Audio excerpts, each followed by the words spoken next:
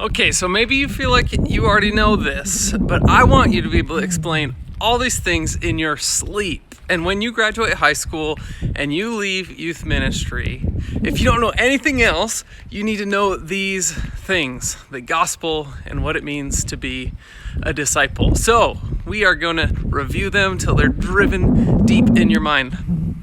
Starting with this phrase, knowing who and whose you are changes everything.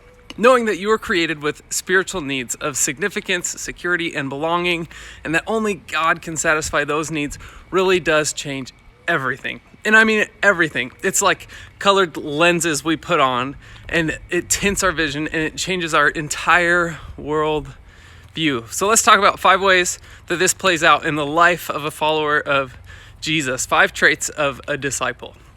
Number 1, disciples have a heart connection with Christ. And put simply, this means that we have a relationship. We live with God. Keyword being with. We find our satisfaction in this relationship. And it's in this relationship with God and His empowering Holy Spirit that indwells within us that we can live from our identity in Him and live out all these other traits of being a disciple. If you remove this trait, this heart connection, then there's no life with God. Then it becomes life for God or life under God.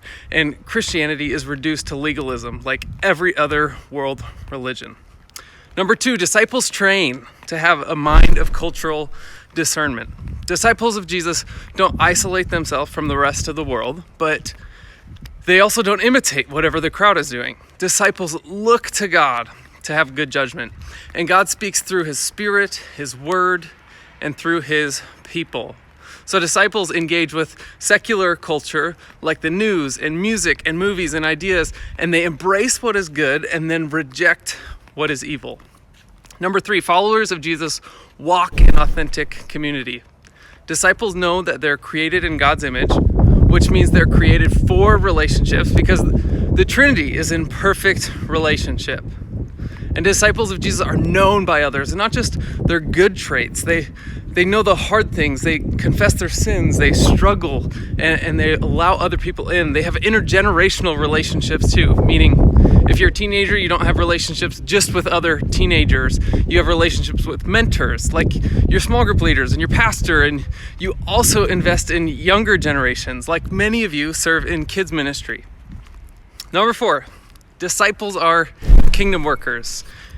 The word ministry literally means work, and not just a job. Work can be anything that takes time and effort is work. You don't have to work at a church or be a missionary to be a kingdom worker. Anything you do for the Lord and with the Lord, whether you get paid or not, that is kingdom work. And kingdom workers work by faith, meaning they work from their identity, not for it. They serve others in love. They don't just do their work for whatever they get out of it. And they endure by hope when things get difficult. And lastly, number 5, disciples embrace the mission worth dying for. Being a disciple means we are sent by God on a mission, both to our neighbors and the nations, to share the good news of Jesus' life, death, and resurrection. And this mission is worth dying for in both senses of the word. Here's what I mean by that. If the choice was between physical death or rejecting your faith, it's better to choose death. It's worth dying for. But it also means in the sense that we die to our selfish desires. We daily die to our pride, our comfort, our desire to maintain a certain reputation in order to live out and share the gospel with the world.